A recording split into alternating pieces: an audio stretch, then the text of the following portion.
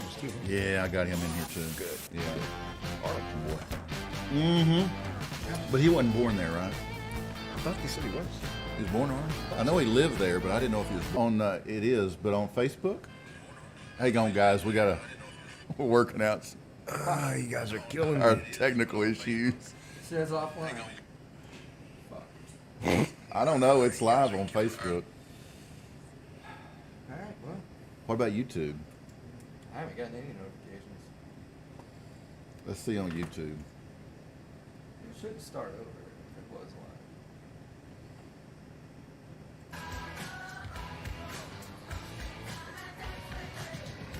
It looks like we're live Awesome. on Let's go both, with it. I guess. Yeah. I gotta turn the volume down. It's driving me nuts. Oh, we started over? Yeah. Okay. Are y'all sure? No. We're never sure about Still it. says we're not online. Still? That's weird. The last time it did it to me, I restarted the computer.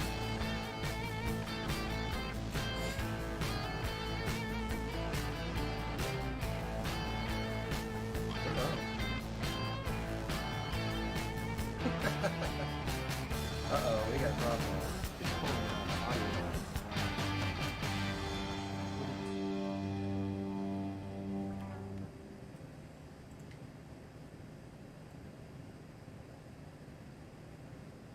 While we're waiting on this, can I get some makeup? What service are we using? Need to get to wireless? Yeah. All right. I'm gonna need to get some powder on my nose. Yeah, you do. Yeah. You're a little, you're a little shiny. Wake up! You're a little shiny. Never mind. I'll just drink some wine. It'll give me a nice glow. Should we? Should we start? We started. Oh, we're going? We're going. Okay, before you do this, let me show you how to hold a wine glass. I know. I like to grip it. You're making it hot and putting fingerprints all over it. I know. I don't do it right. Mmm. Are we good to go? Yeah. Oh, we're good to go. Tony said we're good to go. You ready to go? I'm ready. I'm ready. Why are we always waiting on Tony, though? Well, you know, he's our production man. We gotta wait on the signal. Hey. Raindrops keep falling on my head. And just like the guy whose feet are too big for his bed, nothing seems to fit. Those raindrops are falling on my head. They keep falling. Who's that remind you of? BJ Thomas. Yeah, buddy. Old BJ. Yeah, well, we're going to talk about BJ in a minute, but it is Memorial Day, guys, and it's not unusual to get some rain here in Texas on Memorial Day, but we did lose a powerhouse in the music business, AJ, Yep. and we will pay a tribute to him in just a minute. But first, it is the last day of May, which means it's Memorial Day around here and around there and around everywhere. Today we honor those members of our nation's military who have died in the performance of their military duties while serving in the United States Armed Forces. Oh, we're supposed to do a shot. We'll get back to that. We'll do it later. It is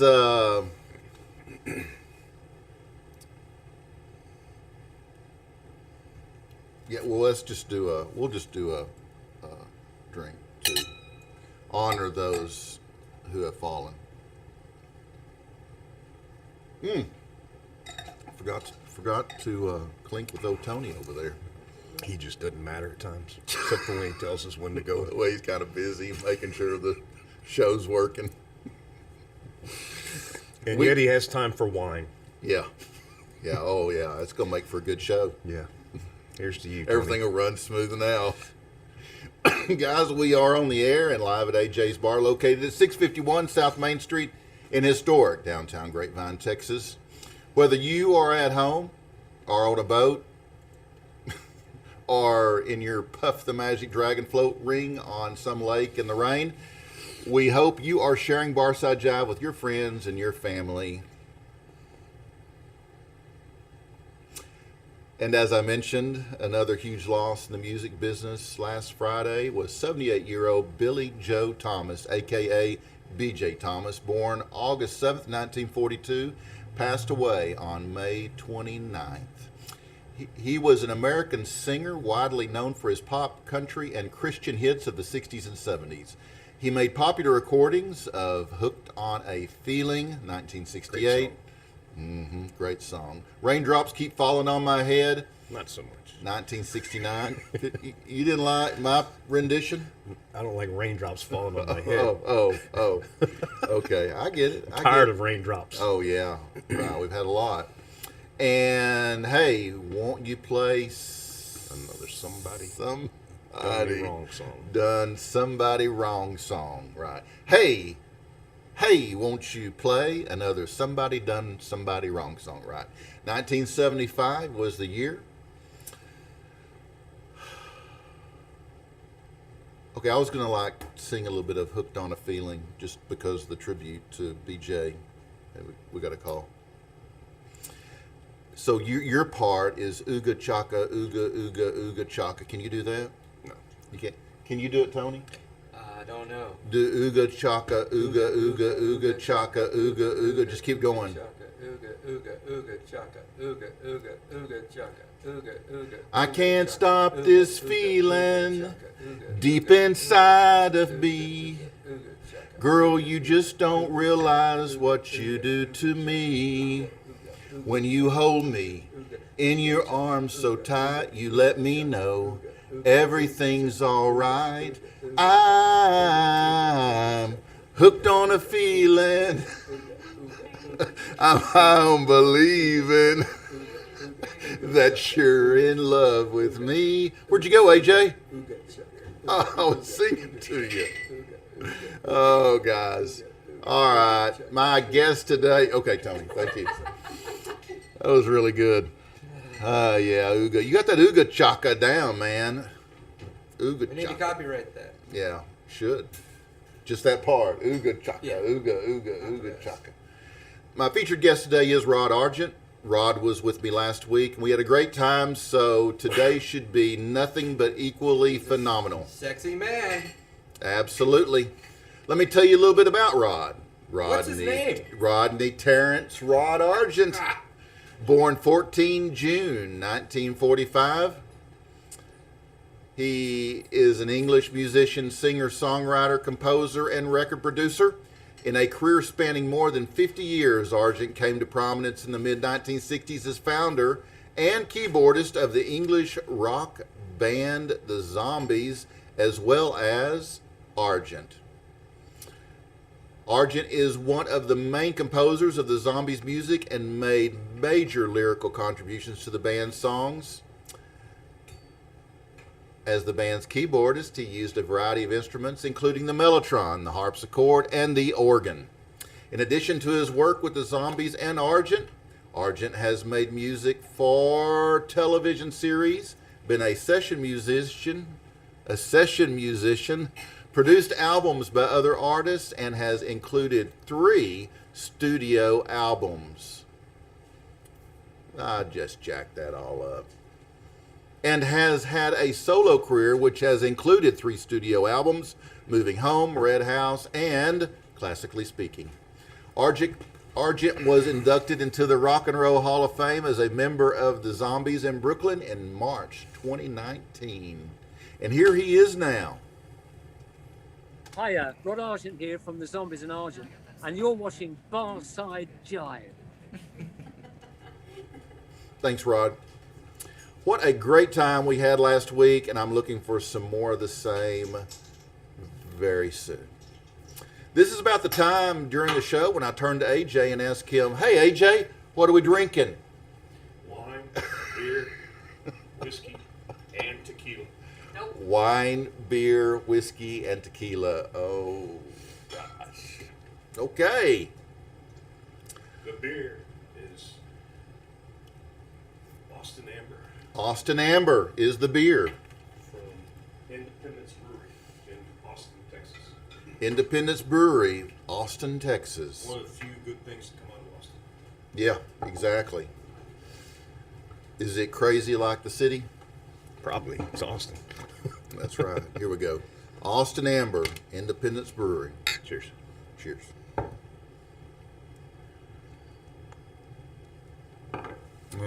That's good Show you stuff. a treat. Check out this here. That's good stuff.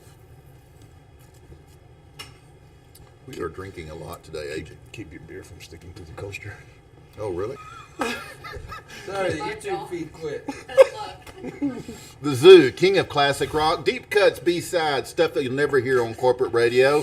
The Zoo is streamed universally 24/7, 365 from vocalnow.com. And remember, guys, vocal is intentionally misspelled with a K.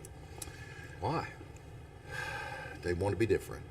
AJ, everybody wants to be different, including us. I don't get that. That's why this is like a George Thorogood song, except it's wine, beer, and Whiskey. tequila. Whiskey and tequila.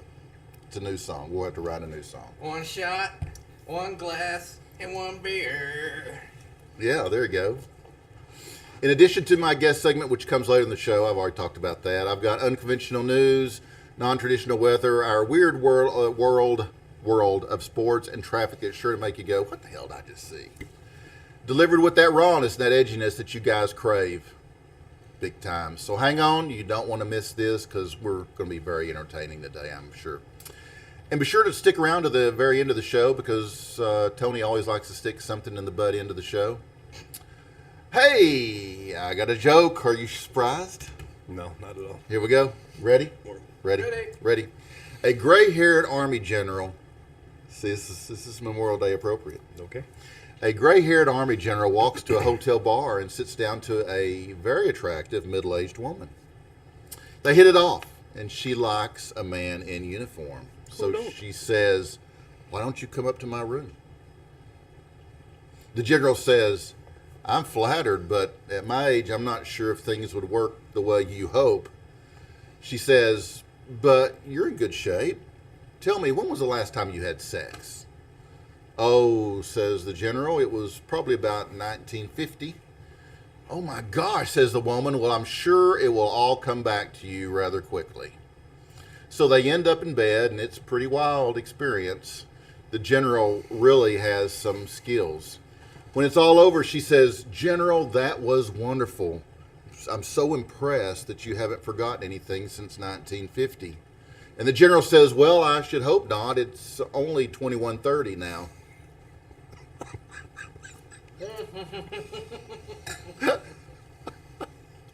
I have it on good authority that you guys loved my last week's life hack. You weren't here. Yeah, So, Oklahoma. yeah. So I decided to do it again. How about one of my life hacks? I've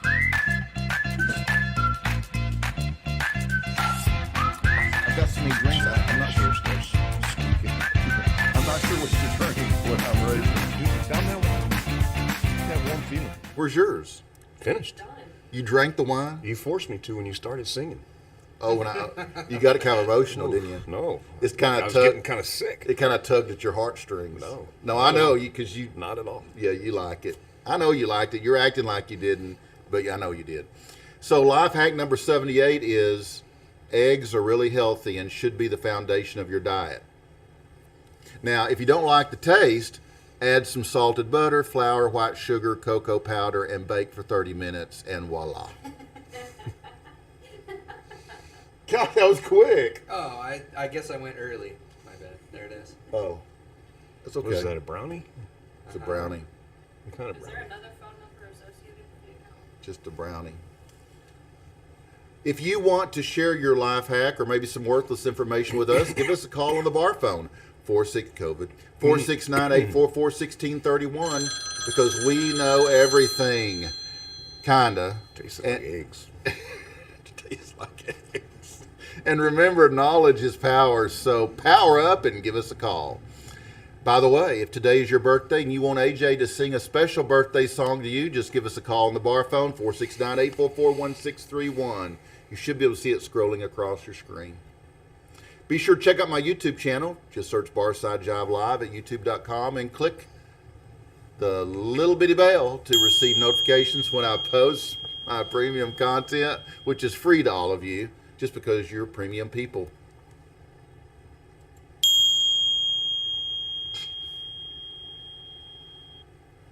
No, it doesn't work like that. It doesn't work like that.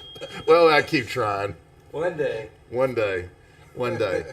And now, an important word from our friends over at morewood.org.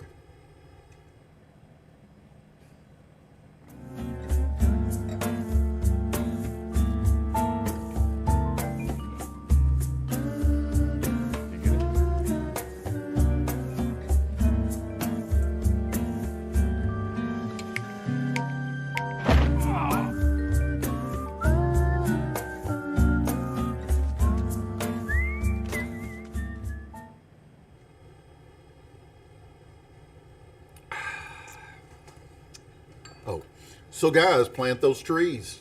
Speaking of wood, so Trevor has a dance coming up and he wants to ask out Sally.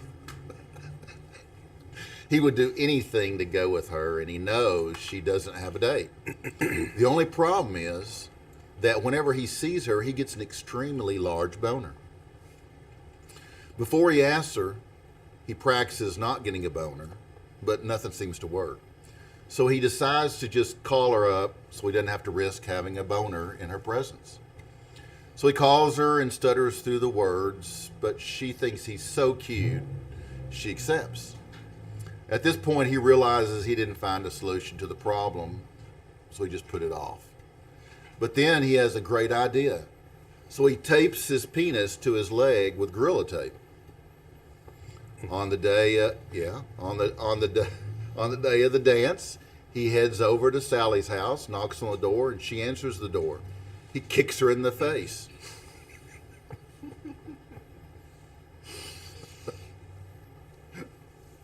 Is that good? No. It was good, wasn't it? It was good. Here is good. Oh, man. It's going to be a long day. It is. Okay. Independence Brewing, you guys are doing a fine job down there in Austin. Keep it coming. Okay, guys, so hold the applause because it's once again time for that segment that you all love, our big ass breaking news. Whoosh, bum, bum, bum, bum,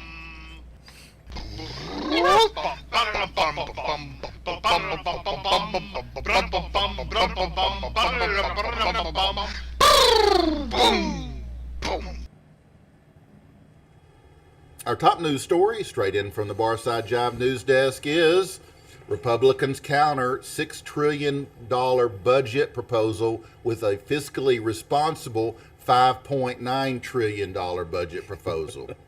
Straight out of Washington, D.C., congressional Republicans are speaking out today about the wasteful and reckless spending proposed as part of President Biden's $6 trillion budget plan. As an alternative, the GOP has set forth their own fiscally conservative proposal totaling only $5.99 trillion. Now that there is a Democrat in the White House, we Republicans are once again committed to fiscal responsibility, said GOP Minority Leader Mitch McConnell. We simply cannot afford to saddle future generations with another $6 trillion in debt. If this wasteful and excessive Democrat bill is passed, hundreds of millions of Americans will immediately die. Our proposal saves taxpayers a few $1 billion. If that's not the definition of fiscally conservative, I just don't know what is. Democratic Majority Leader Chuck Schumer said the Republican proposal is far too low to help struggling citizens. If the stripped-down Republican proposal is far too low, that's not right. If the stripped-down Republican proposal is passed, hundreds of millions of Americans will immediately die, Schumer noted. Though the Republican bill has broad support among the GOP, not all members are on board. Senator Ben Sasse said the $5.99 trillion proposal is still far too large and promised not to vote for any bill exceeding $5.85 trillion. Do these motherfuckers not know how to count? No, man, they don't care. They don't figure you're even paying attention. Well, I was. That's how they get by with pointed it. it out. In related news, the Congressional Budget Office has analyzed the competing bills and determined that they would each actually cost $8 trillion to implement. Also in the news, if that wasn't enough to turn you off, CNN hires Trump as news anchor to recover lost viewers. Atlanta, Georgia. In order to bring back the viewers it's lost since the 2020 election ended, CNN is rehiring the biggest draw for its audience, former President Trump, who will host all the news segments every night on prime time.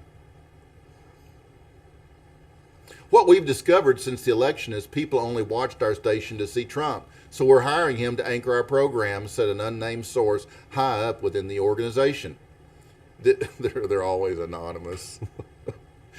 There was a day when that wouldn't have been tolerated at all. Everybody had to be known, but now you can just say what you want and claim it was an anonymous source. This will finally get our ratings out of the dump. During his first, by the way, did you hear the dump's closing here in the dump that was out there on 635 between in Irving? I guess it was Irving that's closing. Yeah, it was a great furniture store. They had good commercials. Yeah, they did, didn't they? The dump. Yeah. During his first night on the job, Trump simply yelled about election fraud for 2 hours. Very sad, very pathetic, worst run election in history, maybe ever. Worse than North Korea, he said to an audience of millions. CNN's largest in many months. Frankly, any ballot cast against me is suspect. You really believe that someone would walk into an election booth and look at me and Sleepy Joe and choose Sleepy Joe? No. Can't happen. Fake news, not good. Sad. After this, the rest of the hosts for the night just yelled about Trump yelling about election fraud. According to Trump, the deal was the biggest deal in the history of television, maybe ever. Rumors indicate that Trump was given a majority share in the company, billions of dollars, and unlimited Diet Coke. According to insiders, the headquarters of CNN will also be moved to Mar-a-Lago as part of the deal. After the announcement, CNN's ratings skyrocketed, and they're currently outperforming the WNBA, soccer, and Saturday Night Live. And what kind of wine was that? It was a Malbec called The Show. The Show? From Joel Gott. And it has begun. Trump begins running 2024 campaign ads on gas pumps. Straight out of the U.S. of A. It looks like the 2024 presidential campaign is kicking off with former and possibly future President Donald Trump running his first set of ads on the television screens at gas pumps across the nation. The ads began running this week and mostly feature the politician and real estate mogul asking people if they miss him yet. They play on a loop over and over again as people at the pumps fill up their cars, paying the highest prices they've paid for gas in many years. Miss me yet? Trump says in the 30-second spot. If I were you, I'd miss me. I'm the most missable person, really. Everyone says so. All the best people. I tried to warn you. I tried to warn you people what would happen, but no, you didn't listen. And now you're paying $5 for gas. Sad. But I'll take you back. One thing about me is I'm very gracious. So let's get me back in the White House in 2024. And I'll forgive you people. Most of you anyway. The Biden campaign isn't taking this lying down, though, and is running a series of billboards near gas stations with the catchy slogan, "The high gas prices are because the economy is doing great." Also from the Barside Jive news desk, with commission voted down, events of the January 6th to forever remain a mystery. Washington, D.C., the Senate has voted against creating a January 6th commission to investigate the Capitol riots. As a result, it would seem the events of the day will forever remain shrouded in complete darkness and mystery. Yeah, but we're going to go and we're going to investigate COVID now because they think it was made in a lab. It's weird, huh? Weird. Weird. It's very weird. It's a conspiracy. You think? I think. Yes, there were millions of people there that day, in addition to hundreds of journalists. Plus, we have the entire FBI tracking down these evil criminals, and we did a full investigation during Trump's impeachment, said Senator Chuck Schumer.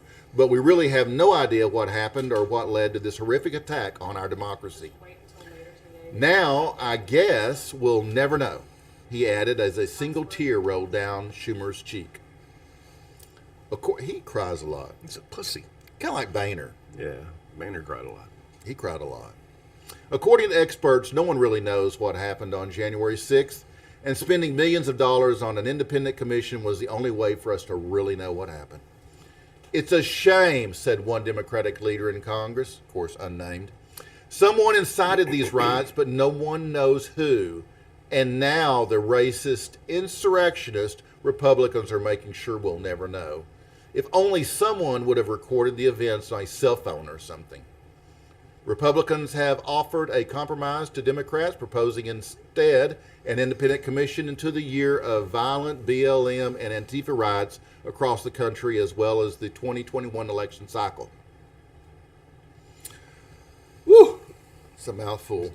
Did you see the video with Biden talking about the little girl? Mm-mm. With the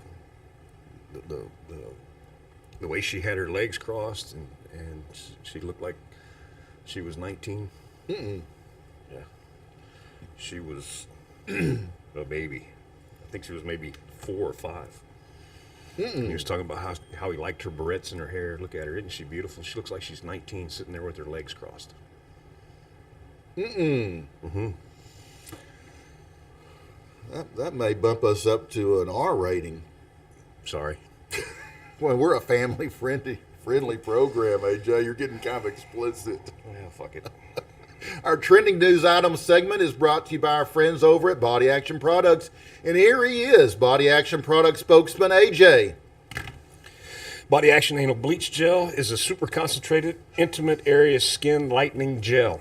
It is formulated to help improve the appearance of uneven skin tone and diminish discolored areas of the skin.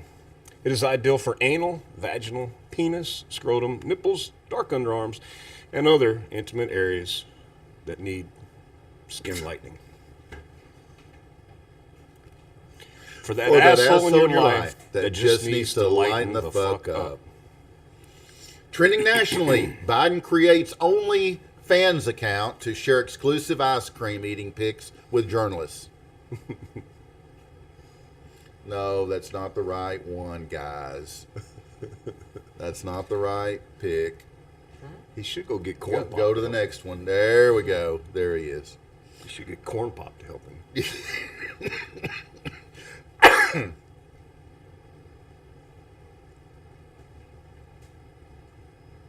Hey, let's do a bust a move. Okay. Bust a move.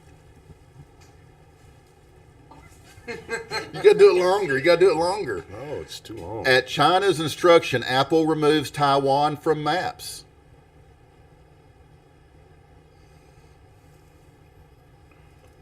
Also trending, Wuhan beginning to rethink newly installed sign reading birthplace of COVID.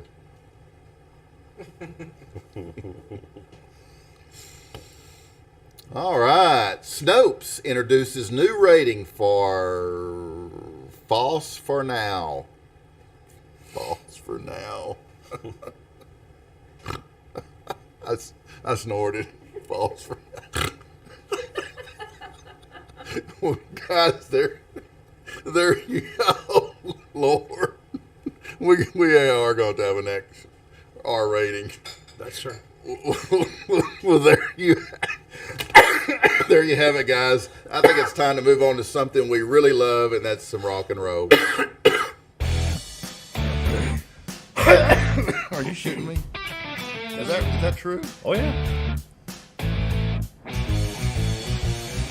love those barrettes in your hair. Man, I tell you what, look at her. She looks like she's 19 years old there, sitting like a little lady with her legs crossed. It's just... Oh, wow.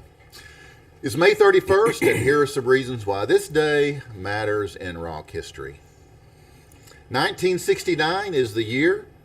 During their Montreal bed-in, John Lennon and Yoko Ono recorded Give Peace a Chance. Yeah, buddy. He'd be disappointed, wouldn't he? It's okay. We were disappointed. Or at least I was. In 1976, The Who earned a spot in the Guinness Book of World Records after playing the loudest performance by a rock band. Their gig in Charlton, England, hit 120 decibels. In 1982, REM signed a 5-album deal with IRS Records, an independent label based in California. In 1993, John Bon Jovi and wife Dorothea Hurley had their first child. Their daughter Stephanie Rose was born in Red Bank, New Jersey. She's grown up now. And in 2008, Death Cab for Cutie had the #1 album in the country with their 6th record, Narrow Stairs. And that's what happened today in rock history and why it's important. Which means it's time for, AJ, COVID update.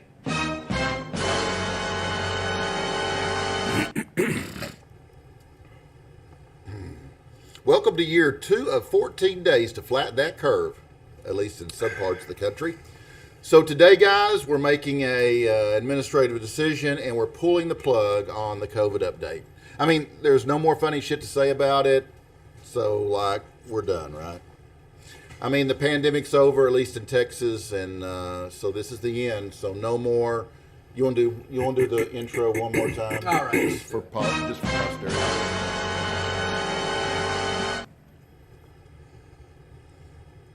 Oop! We got something breaking. Uh-oh.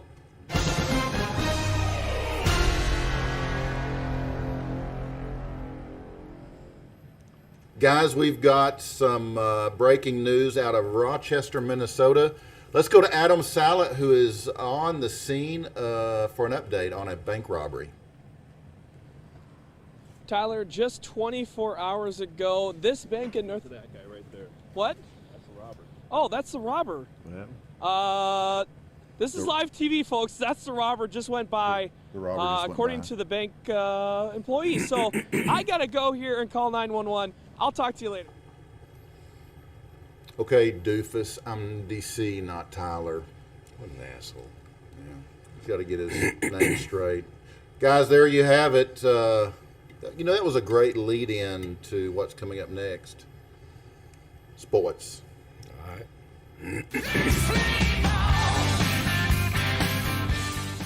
Oh, I had that problem last week. Yeah. But first, our national anthem, because it represents the tradition, history, and beliefs of our nation and its people, and helps evoke feelings of patriotism among Americans, and reminds us all of our nation's glory, its beauty, and its rich heritage.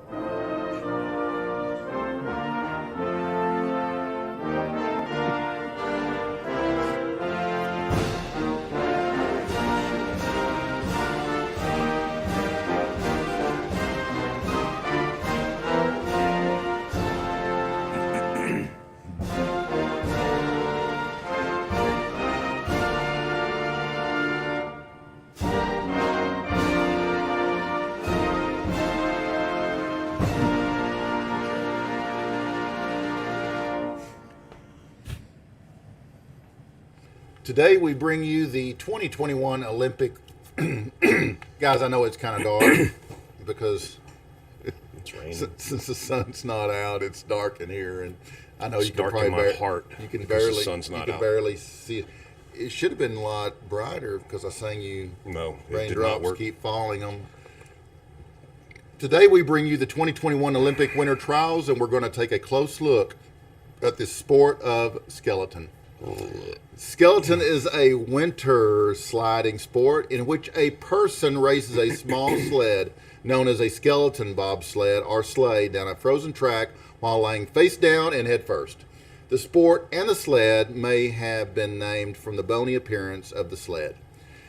During elite racing, the rider experiences accelerations up to 5 Gs and reaches speeds over 81 miles per hour. Today, we're going to take a closer look at improved skeleton, where the person actually just races the sled to the finish line.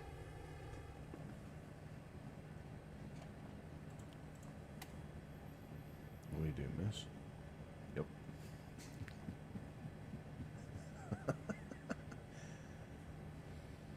Just ride it out, baby. Just ride it out. I've been.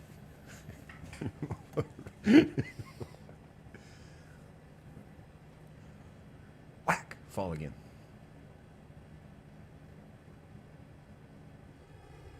And the sleigh won. But did you see that form? It was awesome.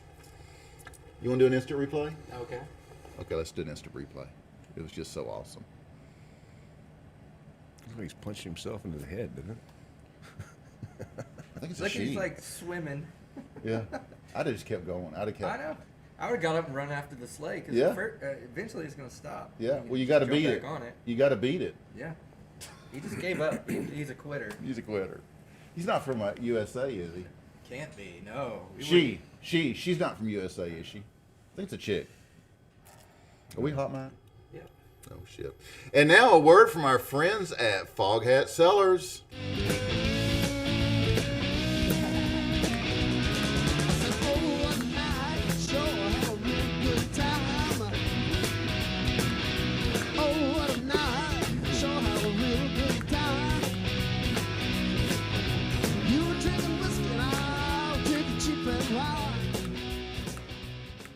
IDC, thanks for having us on your show. And for you folks, I'm Roger of the band Foghat, and these are our wines.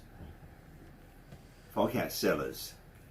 This is a Chardonnay from Monterey County, absolutely delicious, 2014. We have 2013 Pinot Noir from Monterey County. It's absolutely fabulous, a wonderful drinking wine. If you like Pinots, you'll love it. This is a Cabernet Sauvignon from Paso Robles. All our wines come from Central Coast of California. Steve Rasmussen is our winemaker. Though in fact, myself and Linda actually get involved in the making of some of our wines. Drink, enjoy, go to foghatsellers.com to find out how to get them. Thanks, bye.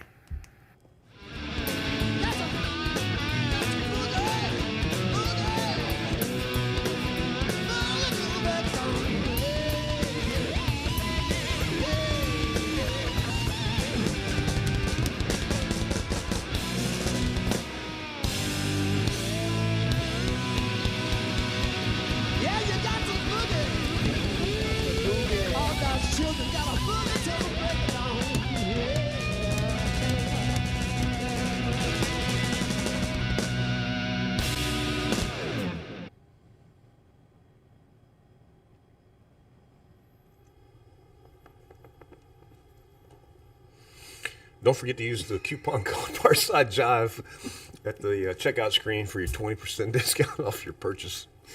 You can even get your bottle autographed by the drummer Roger Earl, the only remaining member of the classic lineup, Foghat. That's right, AJ. Great job. And that brings us up to weather.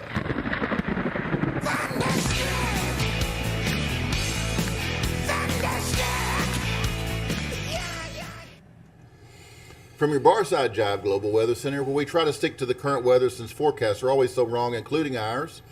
Here we go. Local AJ's weather is currently overcast, with thunderstorms and more rain.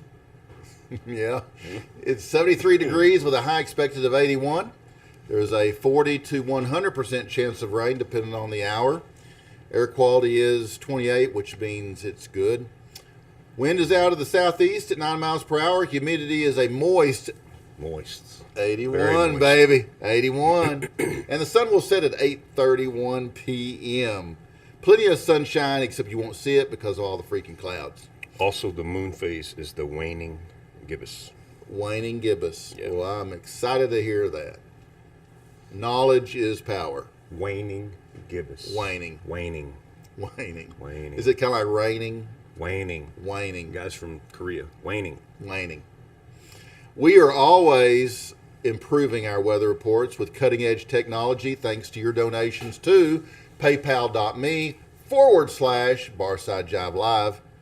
So using aforementioned technology, we will recap using our exclusive to Barside Jive outdoor conditions rating system.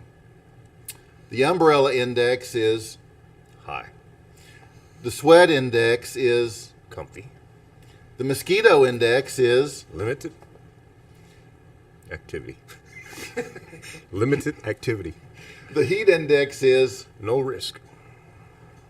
and the moon phase he's already talked about, so whatever. Yeah. Who cares? What the hell does that mean? So let's go to the east coast of New Zealand's South Island, a place known for its English heritage, Christchurch, to Annabelle, who is standing by with a live report. Take it away, Annabelle. Conditions were so treacherous in Christchurch this morning that even those taking to the streets were finding it slippery.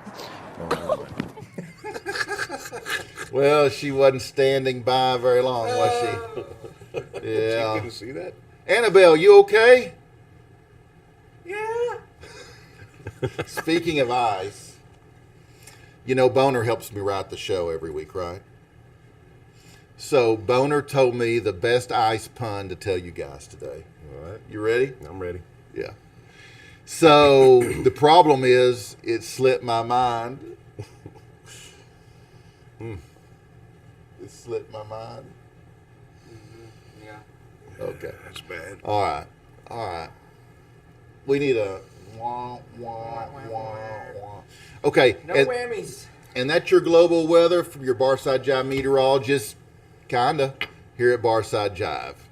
Our weather was brought to you by our friends over at Burger King. I'll take a Whopper. Do you desire your pyrotechnically prepared beef to be customized with the addition or subtraction of key ingredients? No onions, extra pickles. And do you wish to be transformed into a two-dimensional character with yellow skin?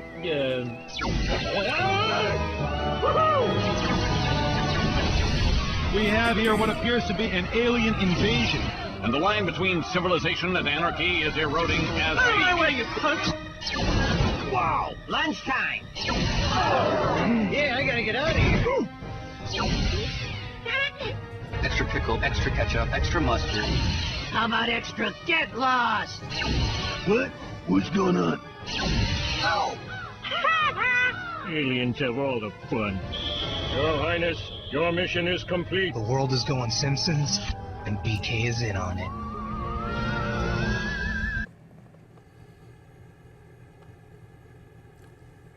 Thanks, Burger King. What are we doing next? Oh, let's take a quick look at traffic, guys. Although I don't intend for you to take it seriously. What was that traffic guy's name last week? Was it Anavid or Anavid or Ava Maria? Anavid? Yeah, whatever. He had a point, really. I mean, who watches traffic or even weather on TV anymore? I never did. We use our apps, right, on our phones. I mean, we look up the weather, we look up the traffic. Who gets it on? Who pays attention to freaking TV for that stuff? The only people that pay attention to that stuff is outside of the apps is Mondays when our viewers watch our show because they love our traffic and our weather. But here our traffic is. Right, Tony? All right.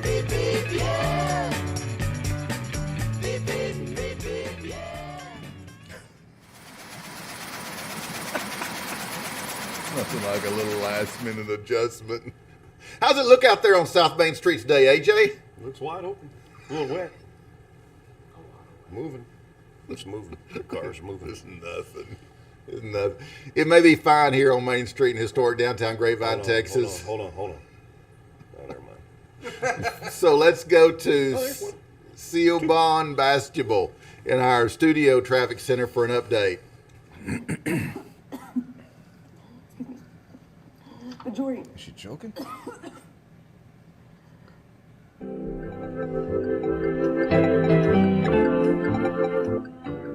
Ladies and gentlemen, we are experiencing technical difficulties. Please stand by. I think Sealbahn got a little choked up. Somebody needs to do the Heimlich. Yeah. Well, speaking of choking and the Heimlich. No, the Hindlick. Heimlich. Yeah. Right. Well, two hillbillies are sitting at a bar.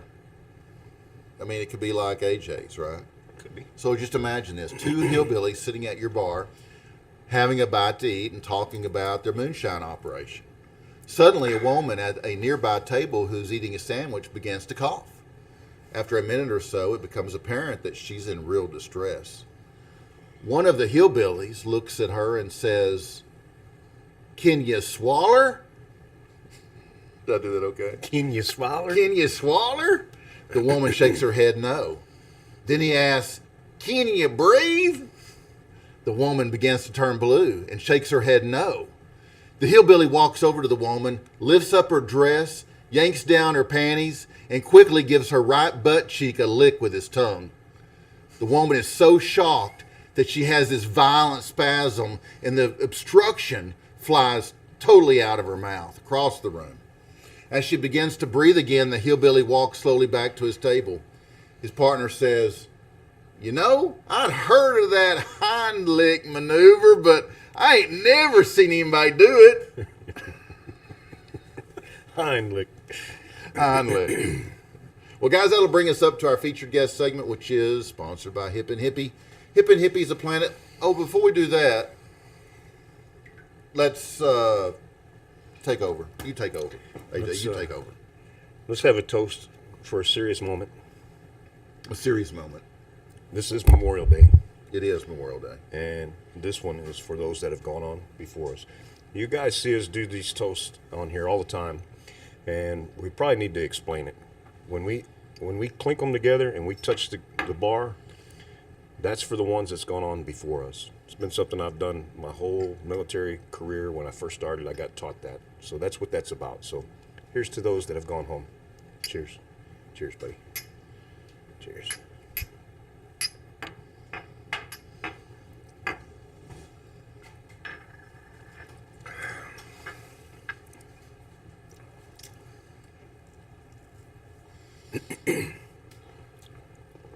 One tequila, one wine, and one beer.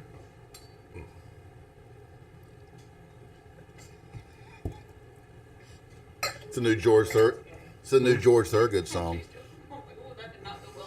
What'd you do? I took my shot and then drank my wine. Oh wow, yeah. Ooh. Do we need to get rid of that one too? I don't know when I opened that one. So. Heimlich maneuver. Heimlich. I'd heard about that. I'd never seen it done either before. I heard about it. Yeah. Behind. Yeah, Heimlich. Anyway, that'll bring us. Huh? I did it once. She had just gotten out of the shower. Oh, really? How'd that go for you? She was choking? Or was you choking? How'd that go? How'd that work out for you? I don't know. It's too drunk to remember. Well, that'll bring us up to our featured guest segment, which is sponsored by Hip and Hippie. Hip and Hippie is a planet-loving company known for its high-quality, earth-friendly, 100% recyclable candle line and natural body care products. No, your right arm, AJ. It's no wonder eco-supporting people love Hip and Hippie. HipandHippie.com. It's what keep us looking so good, doesn't it? It smells better, though. Because you forgot the other one. I might have. I was in a state when I woke up. A state? Yeah. A state of? Texas. As I mentioned earlier today, my featured guest is Rod Argent. English musician, singer, songwriter, composer, and record producer, and just a freaking nice guy. I mean, he really is. Rod is a super guy. He is the founder and keyboardist of the English rock band The Zombies, and later went on to form the rock band Argent. Both those bands produced some amazing, iconic tunes, guys. Go check them out on YouTube. The Zombies and Argent. Carlos. It's Carlos. Carlos. I'll be right back with Rod Argent after this quick break.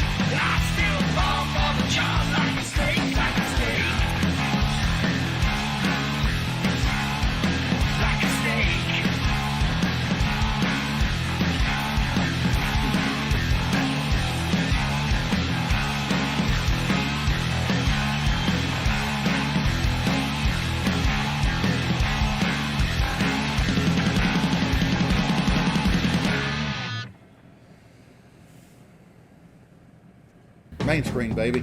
Main screen. Main screen. Main screen, baby. Main screen. Main screen, baby. Main screen, baby. Main screen. We're back, main screen. So I just wanted to give a big shout out to everybody that came out this weekend and donated blood. We had 73 sign up. We had 55 show up, and we had 53 that was able to make a donation. So right now, I'm just gonna say it one more time. We're in a critical need for blood right now because of COVID. Nobody's going out. Nobody's donating. We're in a bad situation, and we need blood. So come out and donate blood. Got some great background music. Yeah. And again, thanks to those that came out and did it. And if you would have showed up, you could have got one of these shirts. Absolutely. I was there. I donated 3 pints. Double red blood cells. Double red. So double red. I gave 3 times what everybody else gave. So when are we going to do it again? We're working on that. Probably in about 2 weeks, I'll make an announcement. All right. So you got another opportunity coming up. Sign me up in advance. So 'cause I get didn't ready. know about this Get one. ready. Get ready. Okay. We need Tony's it. We in. need it. Morgan's in. I got Morgan's marks. over there. See the marks on it? On the arm? Morgan's over there drinking her wine. She's getting ready for it. She's oblivious. Look at that. They took it from right there. Can you see it? No. Right there. No. I want your hole. So, thank you. Thanks, guys. We appreciate your gift. And if you didn't give, then we appreciate you letting us know. Give us a call. Text us. Call me. What's that number? Text blood to. I'll give you the number. Stand by. I'll give you the number. Text blood to. Is it before that? Where is it? Okay, stand by, guys. Text blood to.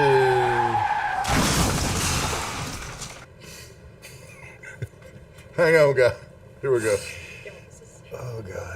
I'll give you the number in just a minute, and then you can text blood to this number, and then we'll text you and let you know when to give. That way we can make a list, because it's very important, because it's to benefit first responders, right? To be police, fire, EMS.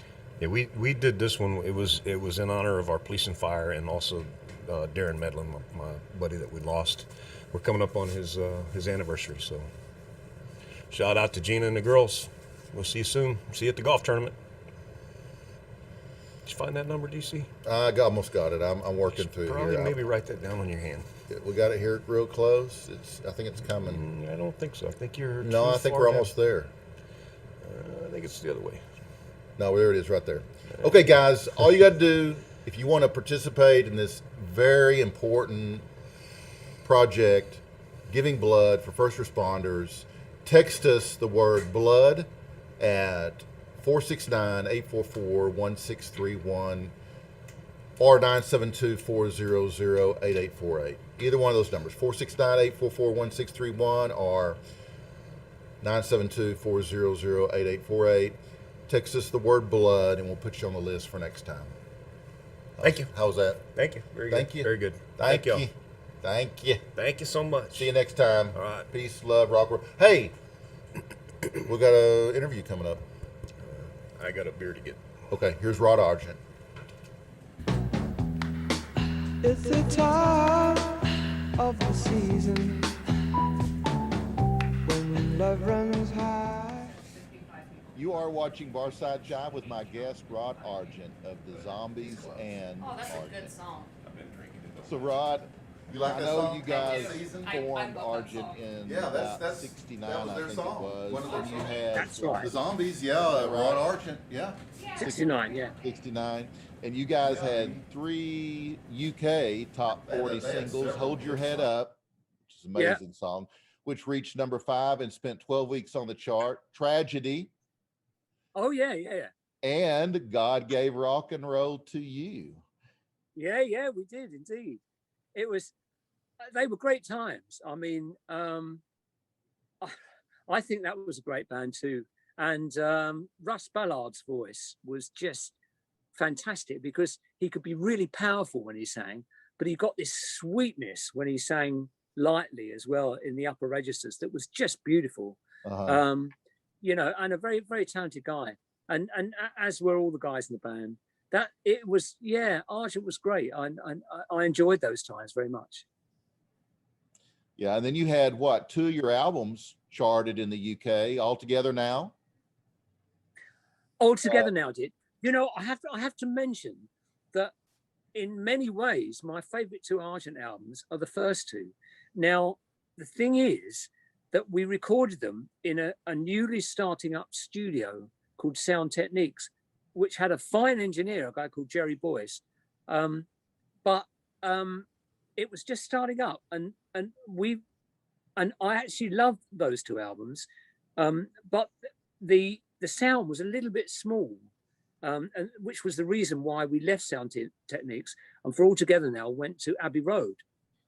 But recently, not that long ago, maybe three or 4 years ago, Sony put a box set out of CDs, of Argent CDs, and they remastered them all.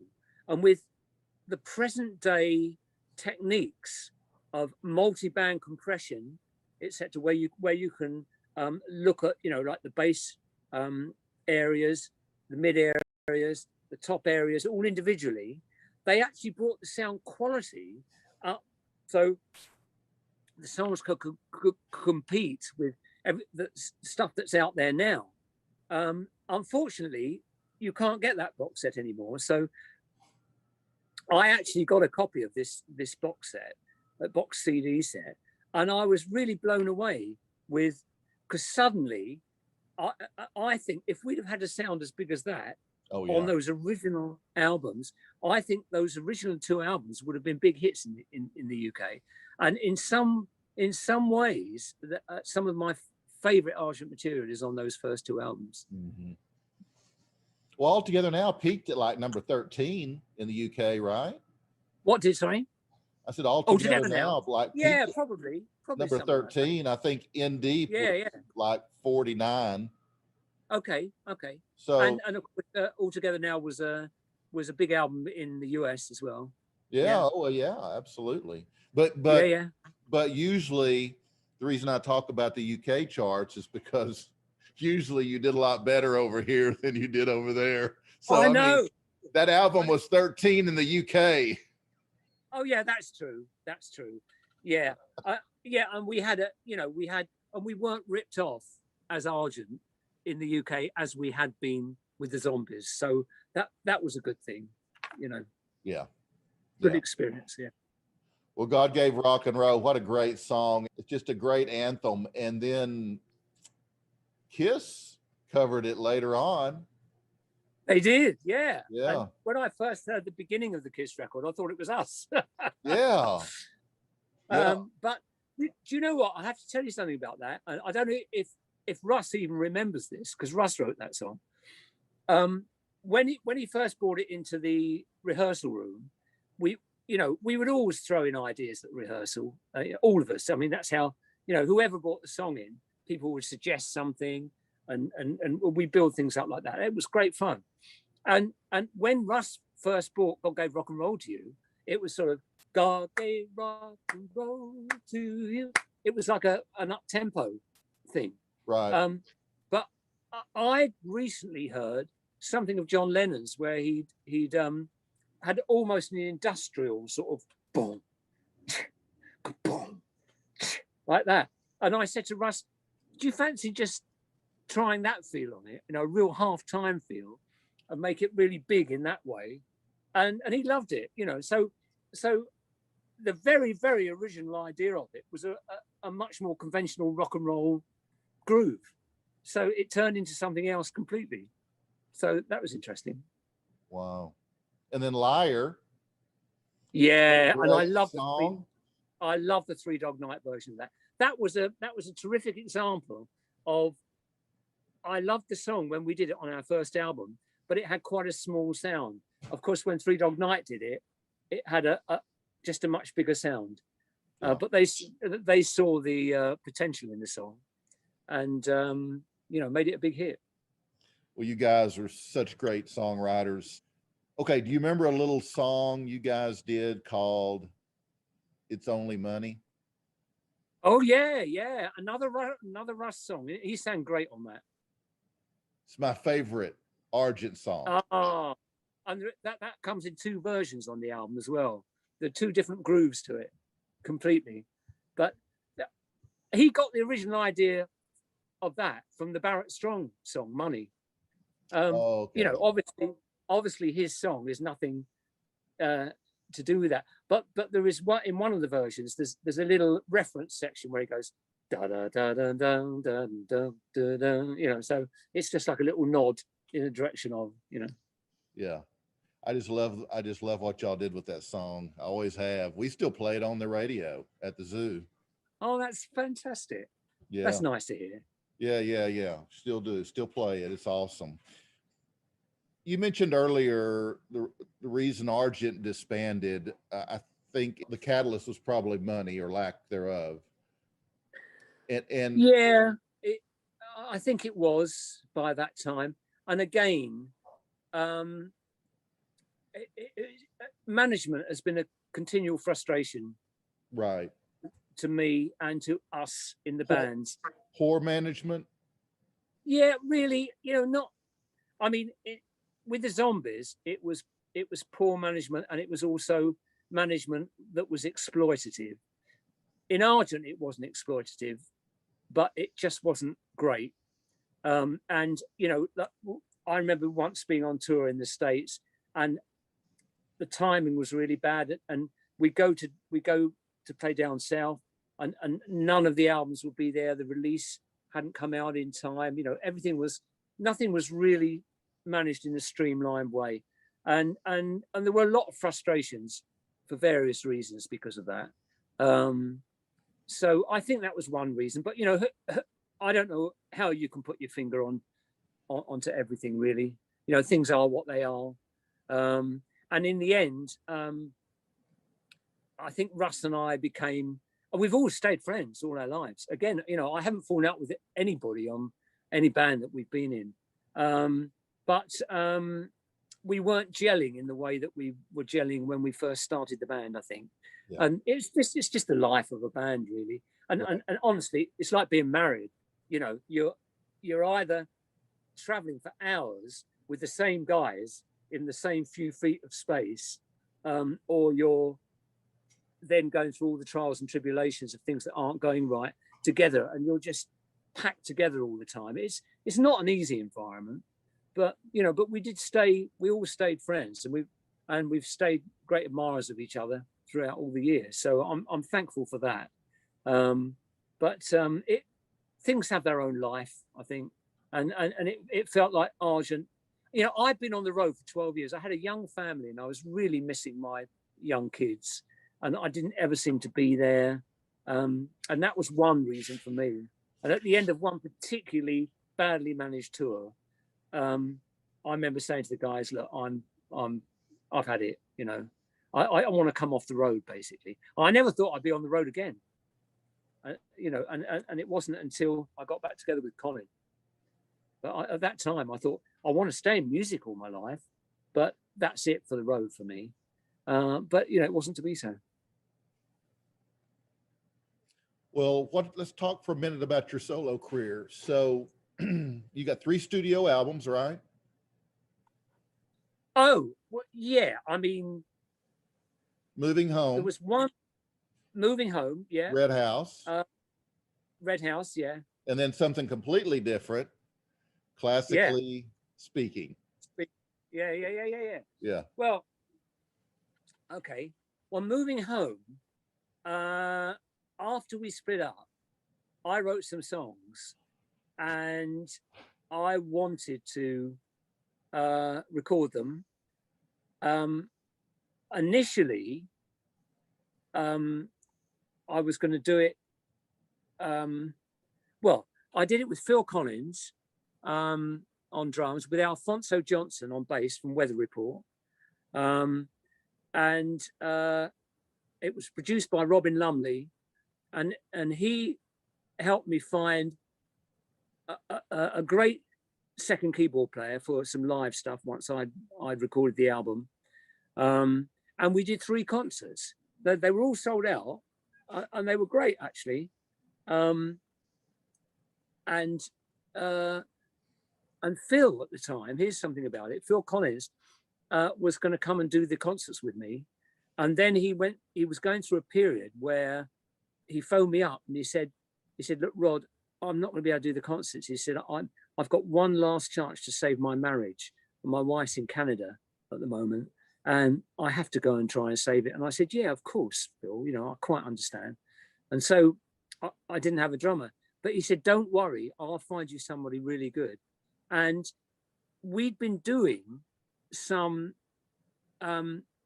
just before Argent split up, when we were recording our last album, Phil Collins did some of the tracks on that album because our drummer, Bob Henry, had, he was ill throughout the summer and he couldn't play.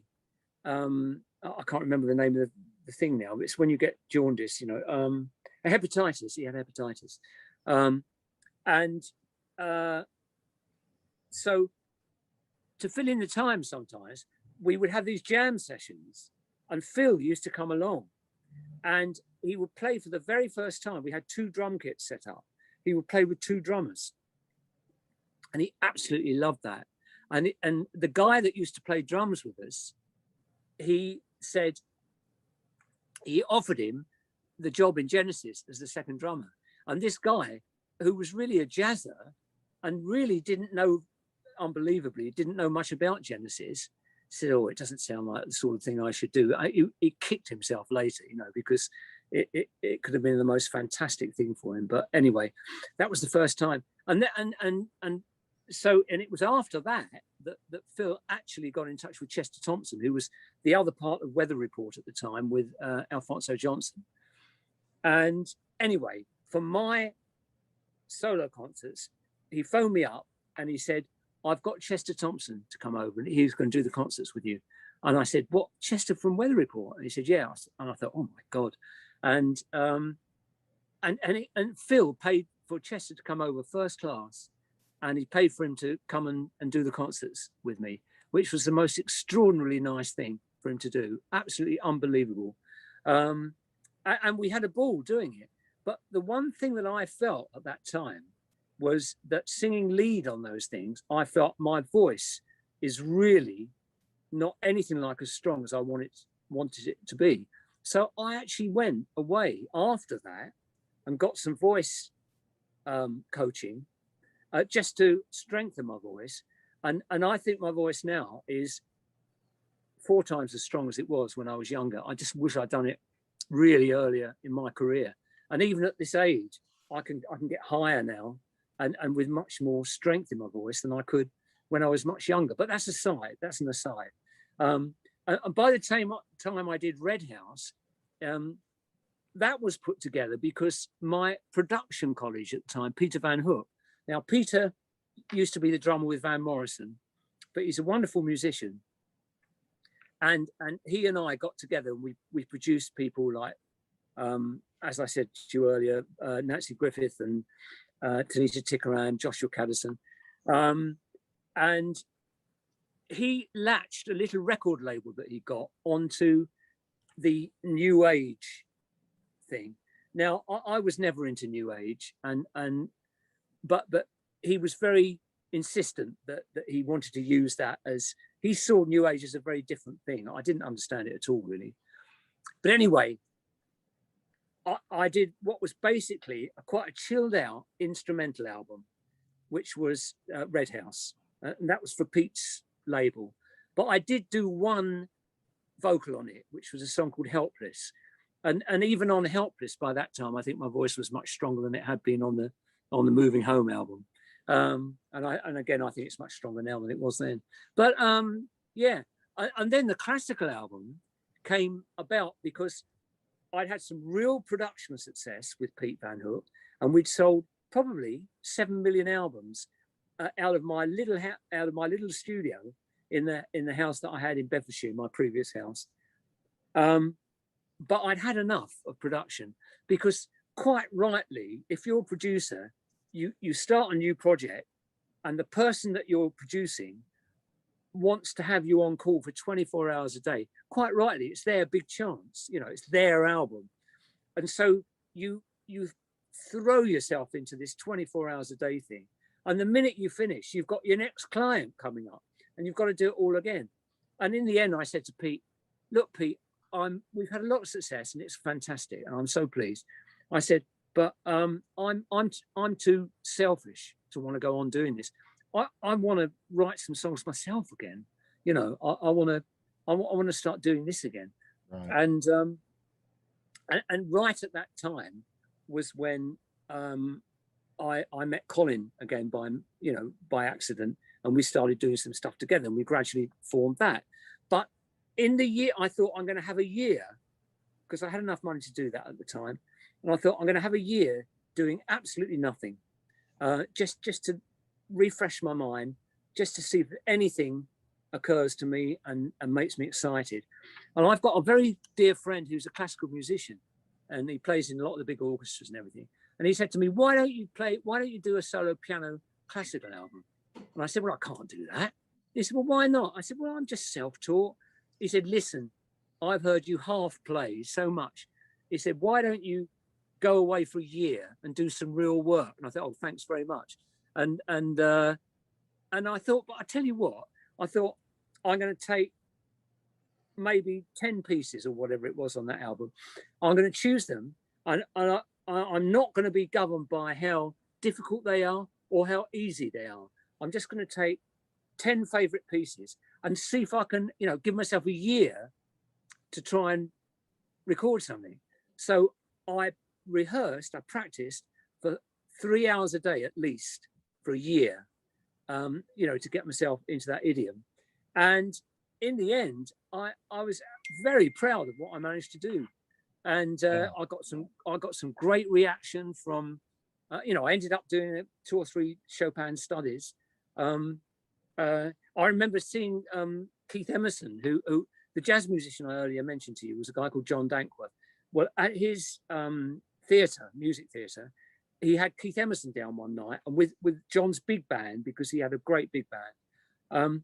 He did a big band version of Tarkus with Keith playing piano and the big band doing all the parts, and it was fantastic. I loved it. And I met Keith afterwards, and Keith was always a hero of mine.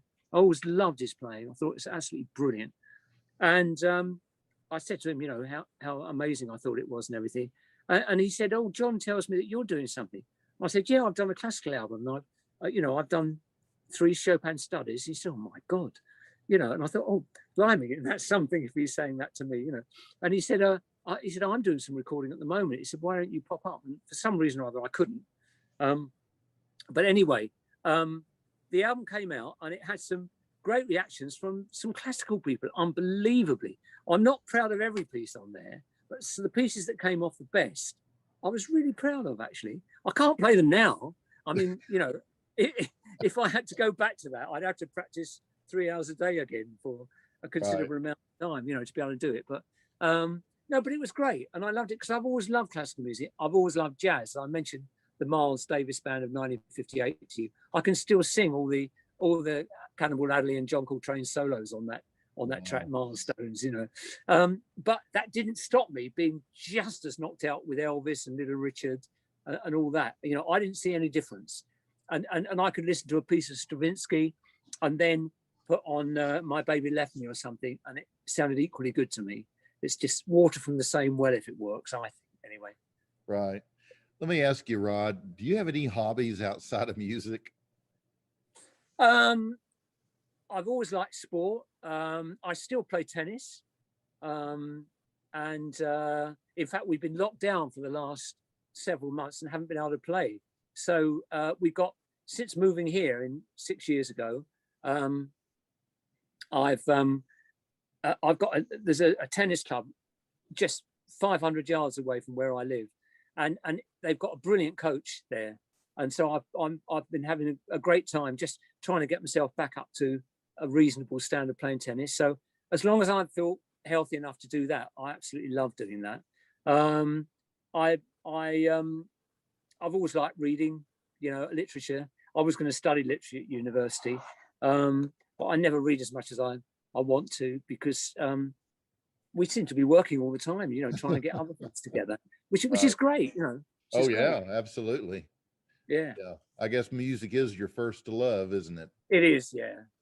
Well, wait a minute. Speaking of love, you met Kathy in 1967. You married her in 72, and you've been married to the same woman throughout all these years of rock and roll, almost 50 years now. That's fairly unusual, isn't it? Wow. Yeah. What's your secret? Well, I tell you what, she's a gorgeous little thing. She, when I first met her, it was at a party that was thrown by. There was a girl called Molly Malloy, who was the choreographer of the Murray the K Christmas show in 1964, and she had a dance troupe. She married Paul Atkinson from the Zombies, and she came over to the UK to live with Paul, obviously, and she started a dance company here, and her lead dancer was Kathy. And I went to a party one night, and I saw this little girl sitting in the, she was only like 5'1", and she had the most beautiful face I've ever seen in my life, and I was completely smitten. And Colin got there first and asked her out. He took her out once, and then I phoned Colin up and said, Colin, because we used to have this unspoken rule between us. If either of us hit on a girl, the other one would leave her alone, and so we wouldn't do that, that thing together. Right. But I said, how would you feel if I said, I really like Kathy. I said, would you mind if I asked her out? He said, well, you might end up marrying her. He said, yeah, you go ahead. If you feel like that about it, you go ahead. So I did. And I remember, for some reason, my memory generally is terrible, but for some reason, for most of my life, I've always been able to remember numbers. God knows why. I don't know why. But I took her home on the first date, and we'd had a great time. And then before she got out the car, she said, oh, I suppose that's it then. You haven't even taken my number. And I said, no, I'll remember your number. I'll give you a call tomorrow. And she said, no, you won't, because, you have. And in the end, I said, all right, I'm going to write it on the windscreen in the, where the rain had made it go misty. I'm going to write it on there. She said, that'll be gone and you won't remember that. I said, yes, I will. Yes, I will. I'd had a few drinks, So I said, I shouldn't have been driving really, but I'd had a few drinks. And she couldn't believe it the next day when I actually called her.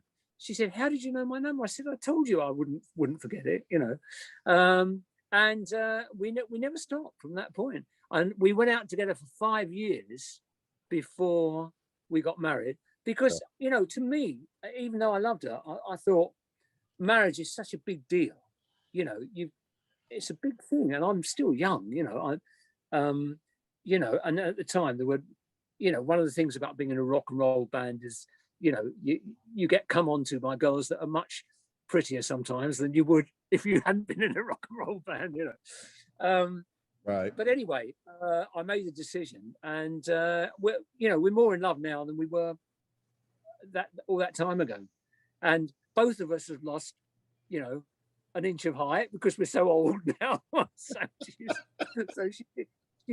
She's still a lovely thing, but she's even littler than she was before. But it's great, actually. I love her. That's awesome, Rod. What's one thing that Kathy thinks you should change about yourself? Oh my God.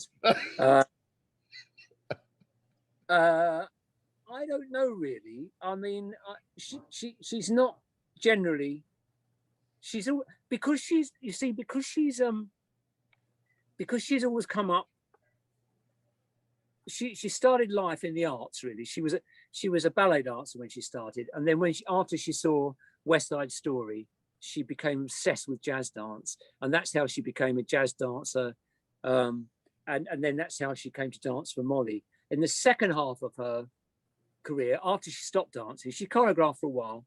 After she stopped dancing, she became an analytic psychotherapist and got a degree to be able to do that.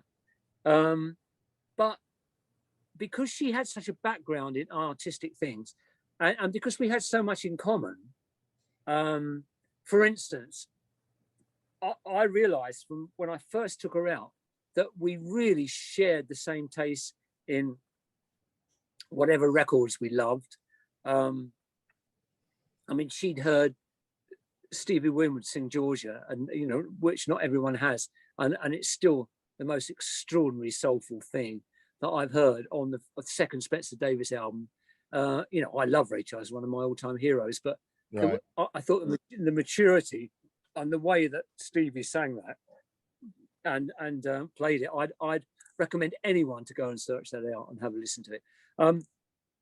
So she, you know, she loved some of the things that I loved, and she loved some of the blues things that I loved. She loved the jazz things that I loved, but also she was one of the few people I ever met whose parents had brought her up and taken her to classical concerts as well. So she liked the same classical things. So she came from a very artistic background. And it meant that when I was away for long periods, and when I still am, I think it must be so difficult for her sometimes, but she understands it and doesn't get fraught about it and fed up with it. And she thinks it's what I am and it's what I should be doing, you know, and that's always been such a bond between us. I've always respected that so much. So she tends, I mean, you know, I often do things that, you know, we've had, you know, obviously over all that period, we've had some steaming rows and screaming at each other.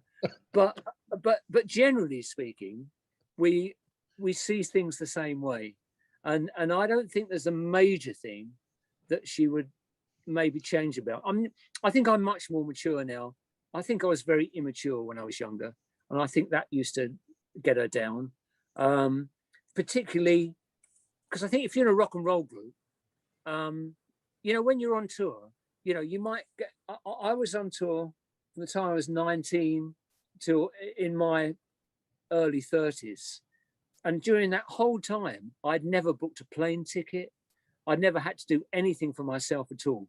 If I wanted to do something, I would phone up the manager, and the manager would just do it for me.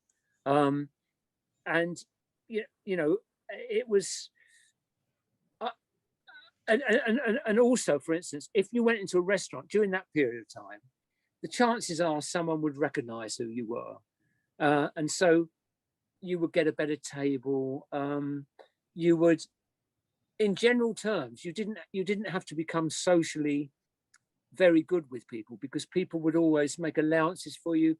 People would always, if you said something, you could become the center of attention. You didn't have to work at social relationships, because they would, you know, make allowances for you, and they'd laugh at your jokes. Do you know what I mean? So the whole thing of growing up in your later teen years and in early 20s, when people are learning how to deal socially with people and to interact with people, I think a lot of people in rock and roll bands didn't have to do that. So you become very, very spoiled, and you have to learn all that much later in life in a way. I was very aware of that, because after I'd been off the road for a few years, I mean, for the first 2 or 3 years, people would still quite often recognize me. You know, I'd go to Disney World or something, and people will come up to me and say, "Aren't you?" You know, but that fades away, and then suddenly you realize that you've got to learn some of the skills that other people take for granted. And that's something which I think a lot of people in our business grow up much too late, you know, and that's definitely a disadvantage, I think. And I think she feels that I'm a lot more mature now than I was maybe when I was a younger kid, you know, but then that is true, you know, of many people, I think, as well. So for the most part, she thinks you're pretty perfect in every way. She doesn't think I'm perfect in every way, no. But I think she's got to the point where she probably accepts me in most ways. Right. So that's pretty cool, I think. Yeah. Hence the secret to the long marriage, being accepting, you know, of each being accepting, yeah, and not wanting someone to be exactly like you are and to fit in with you all the time, and to give each other space. There's a great thing that I can't remember who said it now, but one of the famous philosophers said something like, "Let there be spaces in your togetherness." And I think that's really important. So you can have your own space, but we like to be with each other all the time. And in this lockdown, I mean, we're lucky enough to have a lovely old place here that's pretty big, really. And we've got some beautiful land outside us, so we can go for walks and things. So, I mean, my heart goes out to people that have had to suffer this lockdown in maybe a little cramped apartment with 2 young kids, screaming up the walls. You know, it must be so hard. So I know that's made things much easier for us. But the thing is, so many people go through life, and the husband has a job and the wife has a job, and they only see each other in the evenings. Yeah. But when we're at home, we're together all the time, and we don't mind going off and being by ourselves at all. You know, in fact, I can spend all day in the studio, and she doesn't mind that, and she goes off, and she, you know, she's a bit of a painter, so she paints, or she's doing this or that, you know, and I don't mind her having her space as well. I mean, she's going away for a couple of weeks with her sister that she's very close to St Ives as soon as this lockdown's finished. And even though I'm here, you know, I don't resent that at all. That's great. You know, she should have that. So we love being together, but we're not frightened of being apart, and we don't have to have interaction all the time. We like being by ourselves. I think that helps. Right. One final thing, Rod. What's next for Rod Argent? It's the next album, and I can't wait tomorrow to get back on it. 3 completed tracks, 3 more ready to go. I can't wait. Since Jim, my dear cousin, who was the bass player who died 2 or 3 years ago, our bass player, we've got a brilliant bass player. He's Danish, and so there are some things of the songs that I've written where we have to all be together to explore grooves and explore whether what's in my head initially is maybe the right way to treat the song, you know. So I can't wait for us to be able to do that. So, but 1 or 2 of the songs we are going to be able to do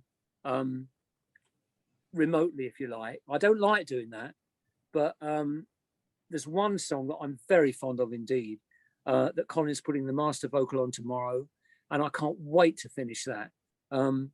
It was great. We had the very first 2 songs that we did, and we managed to finish before lockdown really got bad. I wanted to see how my studio was working, how things would turn out. Right. So I sent it to one of my favorite mastering engineers in New York at Sterling Sound, a guy called Randy Merrill. He did the last couple of McCartney albums, and I loved the sound he got on Egypt Station. I thought it was absolutely brilliant. And he sent me back a wonderful thing saying, "Thank you so much for letting me work on these wonderful songs." You know, I thought, what a lovely response from someone he's done the world, this guy, you know, Lady Gaga and all these things. But anyway, we got a terrific response to those first 3, and that's made me really want to come ahead, finish this album before we're able to go on the road again, so we can actually come back with a new album. You know, because once you get to this age, you don't know how many more times that's going to happen, you know. So at any age, Rod. I mean, I just lost a friend and she was in her early 30s. So, oh man, yeah. So that's terrible. I mean, oh, is that through COVID? No, it was a car accident. No. Oh shit. Oh, that's so sad. Yeah. So you never know, man. You never know. You don't have to be older to die. No. That's a lovely thought to finish with. Hey, so when is that album going to be released? Do you know? Well, it's got to be finished first of all, and I'm really hoping. At the moment, you know, we've kept postponing the gigs that we're in. We should have done at least 1 tour, maybe 2 tours of the US this year, and obviously we haven't been able to do that. At the moment, the first thing that's in the book is a tour starting in Scandinavia and going into Germany in late September, and then we would be coming back to the US in March, and then later on in the year after that as well. But we just have to see how things are each time. And the way things are in Germany at the moment, I'm not holding my breath to even be playing in late September. But what I do want to try and do, if there's any way of us finishing this album using that time when we're here, even though our bass player is in Denmark, but using the time, if we can, to finish that album, that will be a great bonus from what's been a very difficult time. So I really hope that we can finish that album. That's the biggest thing on my mind at the moment. And now, if we can end up with an album that we're proud of again, and come and tour with that. You know, along with playing all the old stuff as well, which we always do. That would be a huge success for us. But the earliest that we'll be touring again will be late September. Well, I look forward to seeing you guys when you get to United States. I'd love to come meet you. You must do. I really would. Man, I wish you, your family, the very best health, happiness, and success that this life has to offer, Rod. Thank you so much, and the same to you, mate. And I truly appreciate you taking the time to do this with me today. It's been awesome. Great pleasure. It's been lovely doing it. Guys, everything Rod Argent can be found on his website, rodargent.com. And as always, I will include links to his music in the description below this video. So all you have to do is click. Thanks for hanging out with Rod and I today. Please like and share this video and click subscribe to subscribe to my YouTube channel. It's free. And then click that tiny bell to receive notifications when I post something new. That will wrap this episode of Barside Jive. And until next time, peace, love, and rock and roll. Okay, bye. Bye-bye.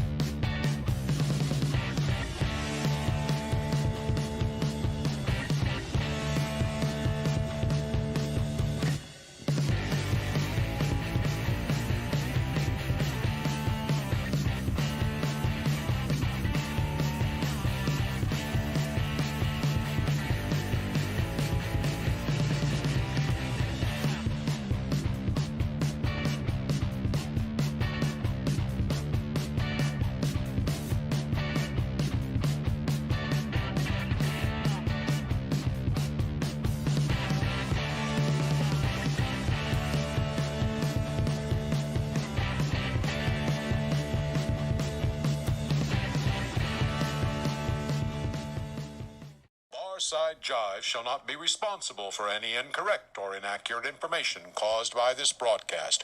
Barside Jive does assume, however, all responsibility for the satirical nature of its content and for the occasional fictional nature of its content. All characters appearing in this broadcast, even those based on real people, except for our featured guests, of course, are entirely fictional, and any resemblance between them and any persons living dead or undead is purely a miracle.